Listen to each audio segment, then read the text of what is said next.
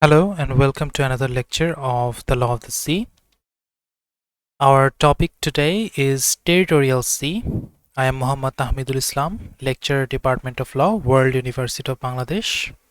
And this lecture has been created as part of the online learning system of the Department of Law, World University of Bangladesh.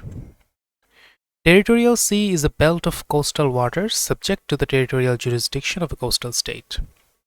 So Territorial Sea is actually the closest sea area to the state. The territorial jurisdiction of the coastal state extends to the territorial sea, subject to certain obligations deriving from international law, the most significant of which is the right of innocent passage by foreign ships. So in the territorial jurisdiction or the territorial power, the country which is the closest to that area has the most power, but other countries have the power to pass their ship through that area. But it should be innocent. It should not be detrimental to the territorial state. The distinction between the territorial sea, in effect, an extension of exclusive coastal state sovereignty over its land, mass, and the high seas, a global commons beyond the reach of any state's jurisdiction, dates at least to the early 18th century in Europe. So, in the previous lectures, we have talked about Hugo Grotius and how he developed the freedom of the sea principle. And in the freedom of the sea principle, it was stated that every country has right to innocent passage in the sea area. So, this territorial sea and innocent passage, actually the concept derives from that freedom of the sea principle. The territorial sea extends to a limit of 12 nautical miles from the baseline of a coastal state. So from the baseline or from the low tide point, we will start the measure and it will end in 12 nautical miles, and we are going to call that 12 nautical mile area the territorial sea. Within this zone, the coastal state exercises full sovereignty over the airspace above the sea and over the seabed and subsoil. So it not only includes ships, it also includes airplanes as well. So other countries' airplanes, warplanes, any kind of air vehicle, it cannot enter the territorial sea of a country without the permission of that territorial state. If it does, it will be a violation of international law. A coastal state may legislate on matters concerning the safety of navigation, the prevention of the environment, the preservation of the environment, and the prevention, reduction, and control of pollution without any obligation to make these rules compliant with international standards. So, coastal state has the power to make rules, regulations, but it should follow the international law. Resource use within the territorial sea is strictly reserved to the coastal state. So coastal state only has the power to collect the resources, natural resources, and fish stock from the territorial sea.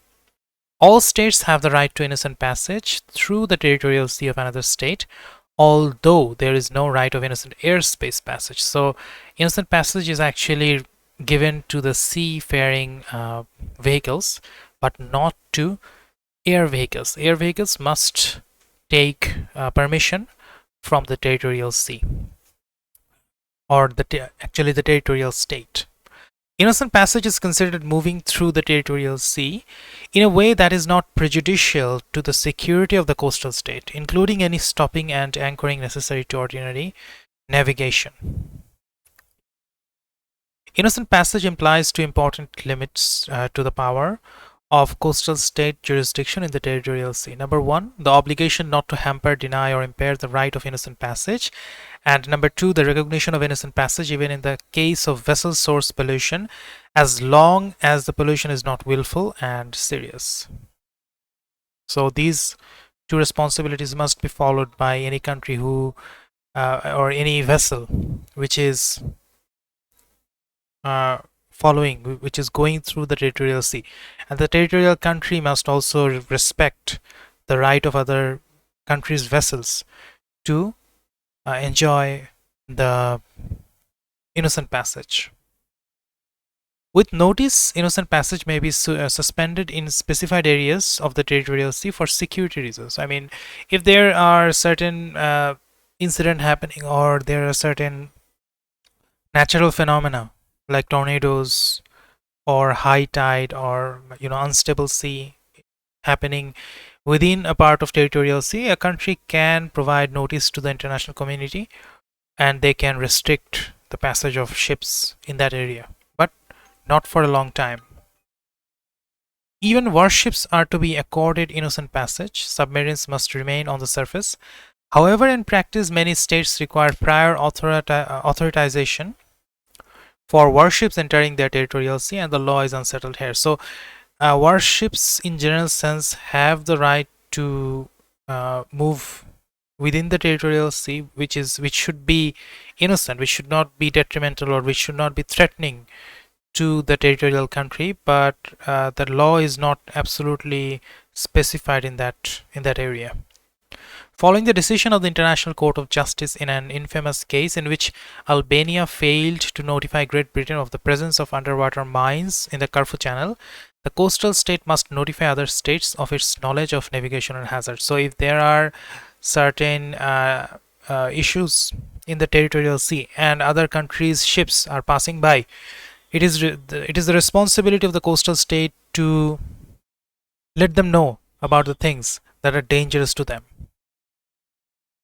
So this is the lecture related to the territorial sea. I hope you have understood the lecture, and it is fairly simple. It is fairly an easy point to actually discuss, and it is actually one of the most important things regarding the law of the sea, because most of the international trade, most of the international passage, international travel actually happens in the territorial sea region. So as international lawyers, we need to learn and know more about the territorial sea to run our cases a little better. So I hope you have understood the lecture content, and if you face any problem, I'm more than happy to answer that in the comment section.